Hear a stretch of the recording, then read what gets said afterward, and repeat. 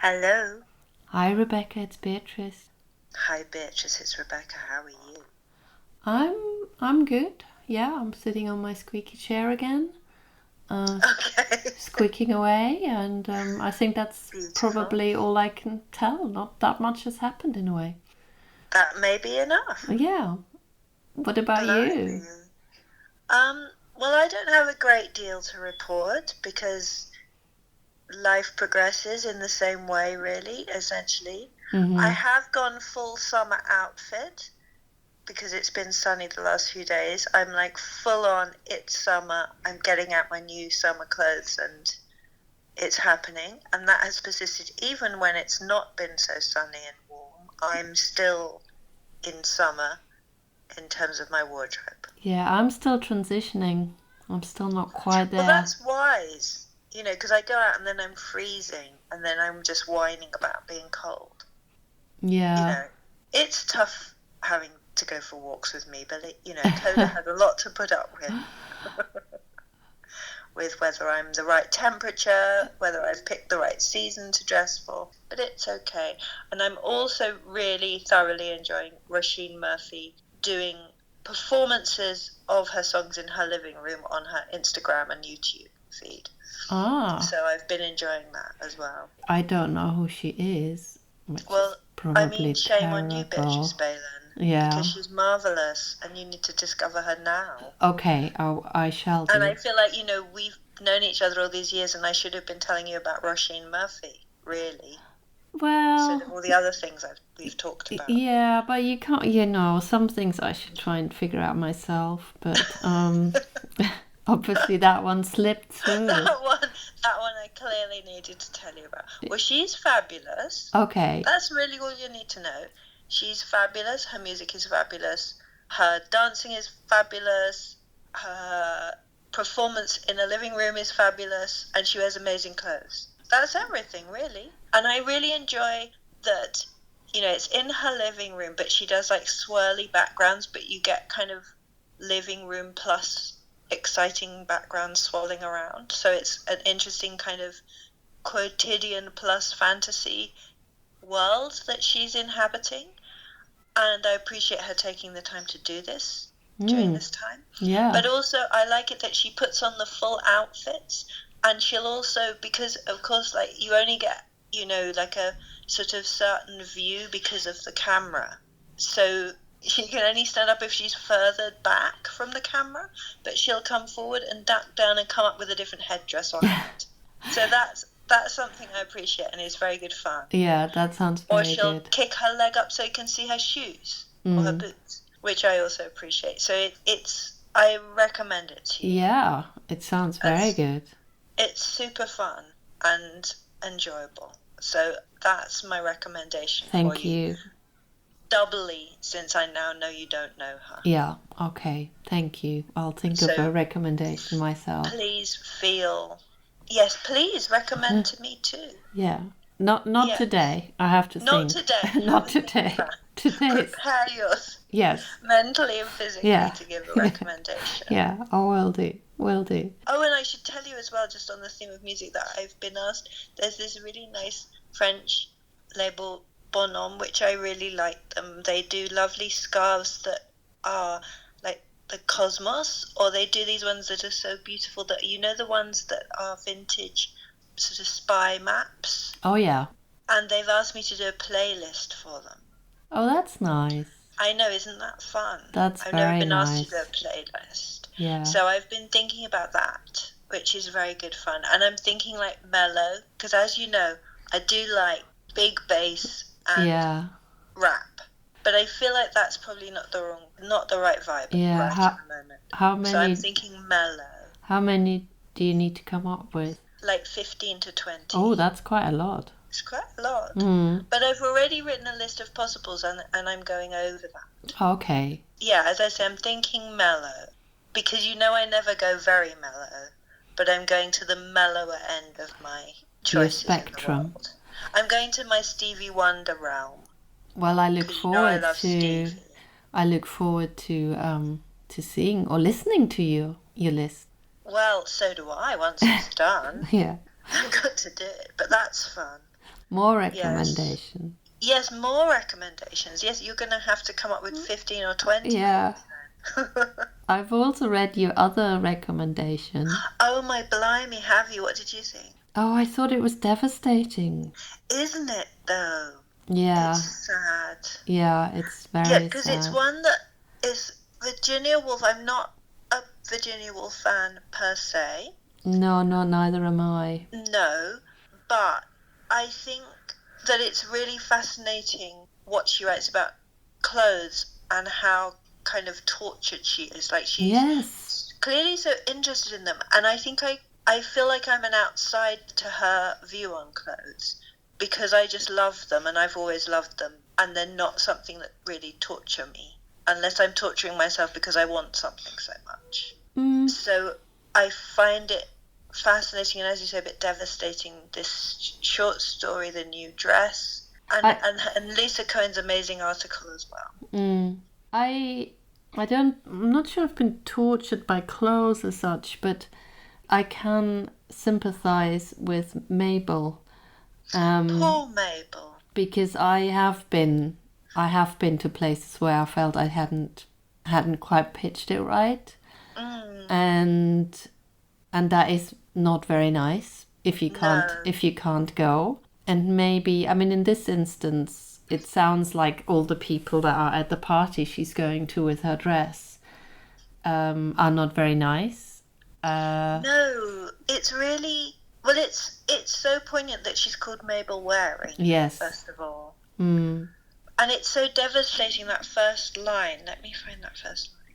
Oh, I've got it actually. Story. Yeah, Mabel had her first serious suspicion that something was wrong as she took her cloak off and Mrs. Barnett, while handing her the mirror and touching the brushes and thus drawing her attention perhaps rather markedly to all the appliances for tidying and improving hair, complexion, clothes, which existed on the dressing table, confirmed the suspicion. God, it's still one sentence. But anyway, it makes her realize that there's something not quite right. It's just the way that you're immediately plunged into this world of uncertainty and class and status and fashionability distinction. Just from the minute, and the fact it's the housekeeper or maid is already kind of indicating to her she's got it wrong.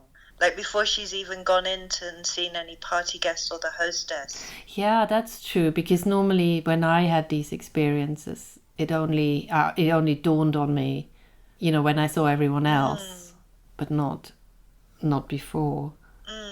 Yeah, and it's like Woolf sort of, she just plunges into that, and it's so kind of awful, the thought that you'd be handed this stuff by the person opening the door for you, who's like, you got it wrong, love, you better tidy yourself up. Yeah. And it's very interesting, I think, how Lisa Cohen, as you know, I just think is amazing. But it's really interesting how she talks about the sort of interior, exterior, and private and public, and how this story is the difference between sort of the private, like in her room back at home, the dress seemed wonderful and transformative and pleasurable and gorgeous, and with her dressmaker, it felt like that. But then suddenly she sees it through other people's eyes at this party when she's in public. There is something odd about, I know it's a story and it doesn't necessarily need to make sense, but there is this one sentence also after this massively long one at the beginning that it's something about the misery which you always try to hide, the profound dissatisfaction of being inferior to other people, and you just sort of wonder why was she invited, you know, because and what who is she to, because it's Mrs. Dalloway who then is Mrs. Dalloway, but I know, because when I read it I also wonder, because obviously we're just getting Mabel's point of view, and is she like, as RuPaul would say, is it her inner saboteur, that she sabotages herself in her choice of dress, that she's trying to do something different because she doesn't believe she can be fashionable, and also is she projecting onto the people in the room, because maybe they are uniformly mean and nasty, but maybe they aren't all, or also it really reads like someone who's so excruciatingly caught inside themselves that they're projecting out their fears onto the room. And maybe not everyone really cares what she's wearing or is taking that much notice, but she interprets every look as a barb. Yeah. But I also, one thing that I kept thinking about is, so she's obviously, at some point it says she was 40, and at some point it also says she's sort of grey-white or something, and I wonder whether that's her hair, meant to be her hair, although that seems... I didn't think of that. That seems to be a bit early, but... and then she talks at some point about her husband and who works at a not super exciting job by the sounds of it, and I just sort of kept thinking, does Virginia Woolf think you should feel like that if you have that sort of life? Yes. And I think that's a really good point. And that really, I don't know, that really, what's the word? I just can't say the word. I was going to say it really put me off, but that's not quite the right word. I I understand. No, I think that is a problem with Virginia Woolf, of her perspective, shall we say. But I think you're right. Because clearly she says at some point that, you know, her faults are envy and spite. And you kind of think, so is that again kind of... But it's really fascinating because I think, like, the way Lisa Cohen is reading it, I think, is one way of reading it that's really fascinating, where you completely inhabit her view. Not completely, because she does critique it, but that the whole party is just, for her, a kind of criticism of herself. And it's really interesting that she's kind of dressing out of time, that she decides she can't be fashionable because you need money. So again, as you say, is this Woolf's view? Because obviously you don't need money to be fashionable. You need money to wear a couture dress, but you can look amazing without a couture you can dress. But then I suppose if you're in it, but then they wouldn't be in couture. No, but I have been in situations where I was, you know, I was with people who had money, who obviously what they wore was obviously expensive. And again, that was I might have been Mabel, you know, I might have felt that they look at me and see that my dress was H&M or whatever. And they probably didn't give a damn. But I think for some people, you have to be expensively dressed. I think they wouldn't, particularly at that point. I don't know. They wouldn't value you. Yeah. So I sort of, that I can see. I mean, I was really interested in Lisa Cohen's article. You know, she talks about, she starts off with, I think, with Virginia Woolf being photographed for Vogue. Yes. And I'm sure you knew that photo anyway, but I didn't. So I wanted to find out what it is, and it's quite confusing online because people give it different dates and say it was for Vanity Fair or for Vogue or whatever. But anyway, it seems to be the photo where she wears her mother's dress. Yes, because I think there's two. I think there's one, the first one where she wears her mother's dress, and then later I think I can't remember what she wears. But yes, it's almost like Mabel, isn't it? Because Mabel's wearing a dress copied from an early 19th century fashion book. It's fascinating that she's looking to the past, and it's almost like this fantasy of if she was in the past, she would have fitted in. But of course she wouldn't, because it would have been an even stricter hierarchy of status and wealth. But that sense that a historicised dress doesn't work if no one else is wearing it. Yeah. Because there's a different party, maybe everyone would have said, ooh la la, you're dressed in a wonderful Josephine-esque dress. Yeah. Because yes, you do wonder who are these people to her? Because she seems to know everyone. Yes, it's really strange. Yeah, and she seems to know them quite well, and she doesn't seem to like any of them. No. Apart, Mrs. Dalloway is nice, and she was always so charming, it says. But yeah, the others, she hasn't really got anything nice to say about them. No, that's the thing. She's viewing them as judging her, which perhaps they all are.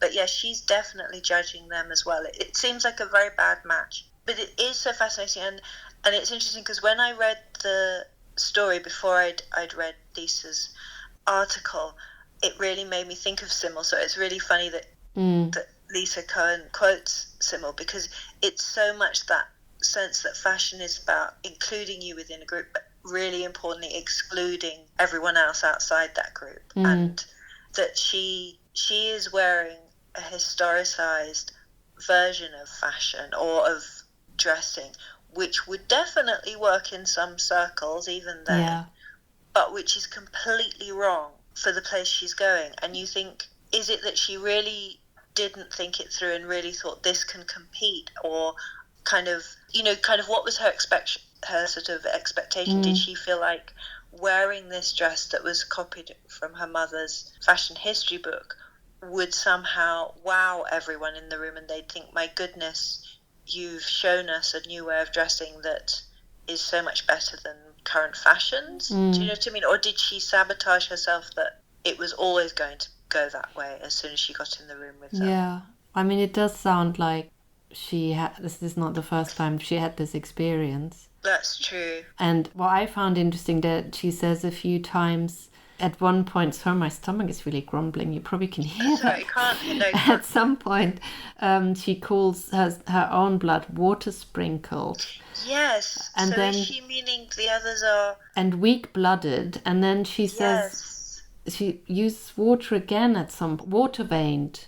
And I thought, was it, a very, in some ways, a very obvious sort of class or, Yeah, that definitely does seem in it, because seem to be an important aspect. And I mean, I think Britain is still class-ridden even now in certain contexts. And I think then just in a terrible, oppressive, awful way.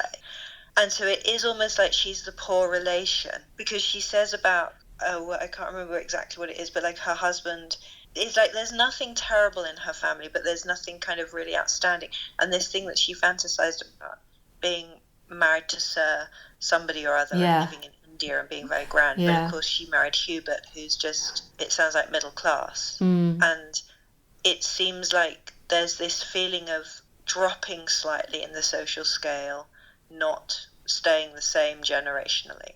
And maybe that's part of it, that sense, because it's also really poignant when she's saying about Miss Milan, who made her dress, that this woman, that she feels kind of real warmth for her for doing this for her and spending so much time and care. But then she's also a bit patronizing by saying how kind of sordid and awful for her to do this for people. And maybe it is, but maybe it's also a wonderful creative outlet for Miss Milan. Yeah, and she also, everything about Miss Milan and her setup is not, described very nicely. It's sort of stuffy, it smells of cabbage. Yes. Miss Milan herself, I think, has a red face because she's sort of kneeling down. And, and so, while on the one hand, she feels good there, and she does also say nice things about Miss Milan.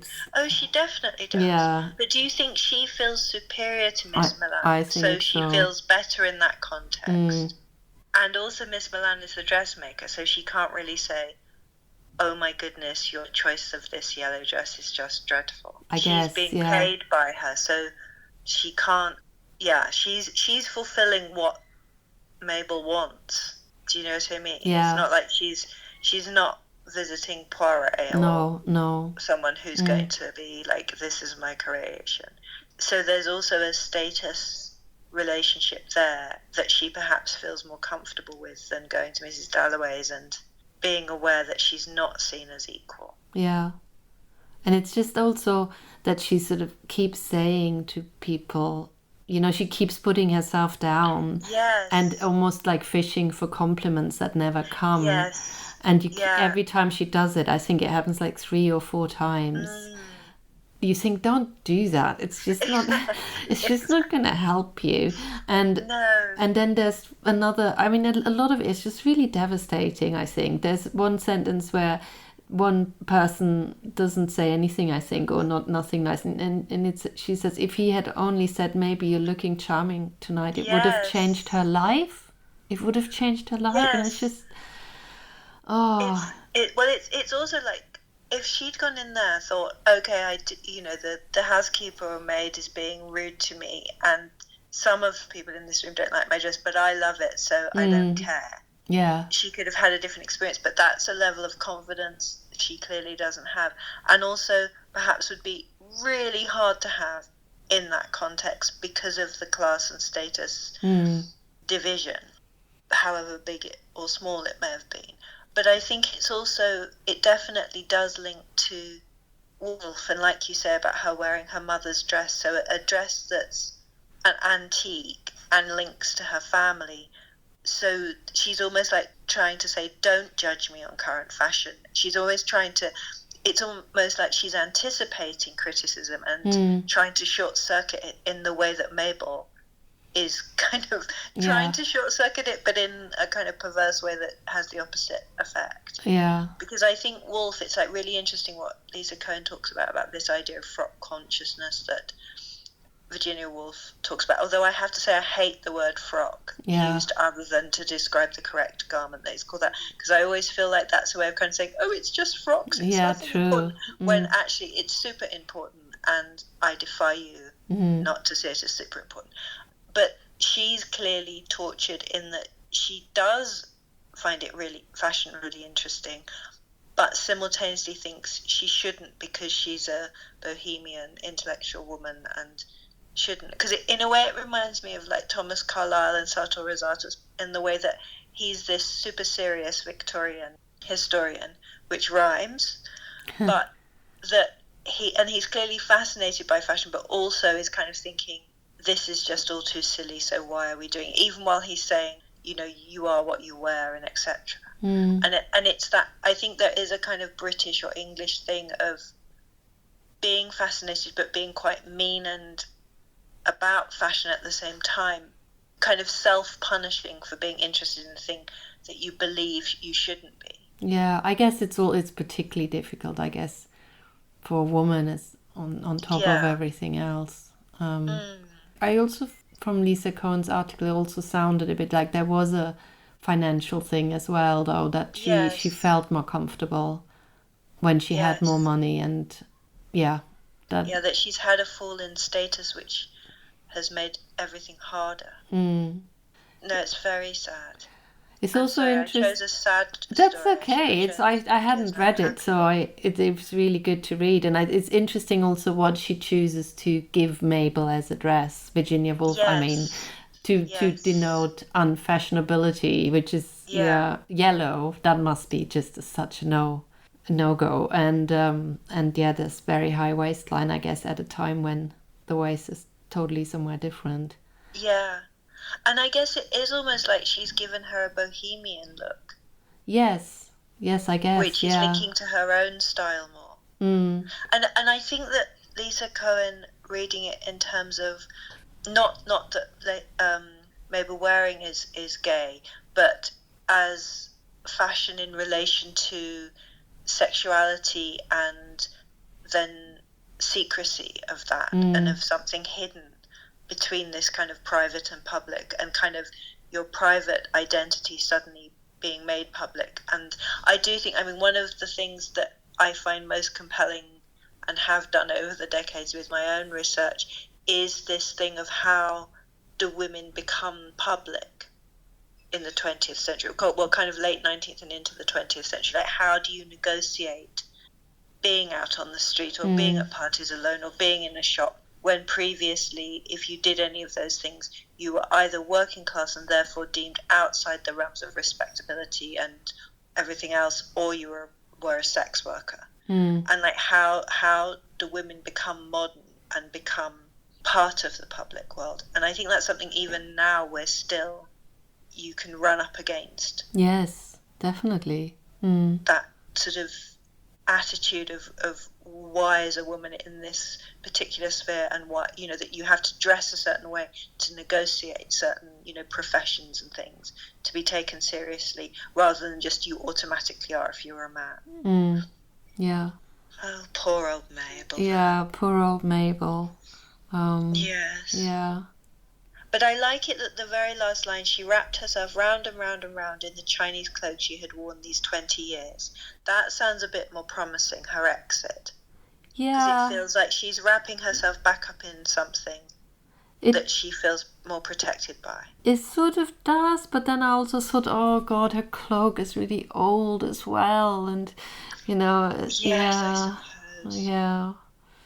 I tried to make it a bit more positive. Yeah, no, and maybe maybe it is. Well, I just thought, yes, I think you're absolutely right. There is a sense that maybe it's a bit shabby, and it's certainly outside fashion because it's 20 years old and everything. But I also thought maybe she's putting herself back in something familiar rather than covering the dress, which is new but old, and fashion but not fashion. And there was this experiment that didn't work, that she's going back into the comfort of something. Yeah, true. And she's removed, That she's worn again and again. At least she's removing herself from this unpleasant situation. Yes, hopefully she'll go and have tea and biscuits with Miss Milan and feel better. Yeah. That's our happy ending rewriting of it. Yeah. We're ending on tea and biscuits. Yes, which neither thing do I actually like. Yeah, I know. Well, she's going to have a green juice with Miss Milan. Okay. And that would make us happier. Okay. All right, on that ridiculous note. I'll talk to you soon. Talk to you next week. Bye. Bye. Bye.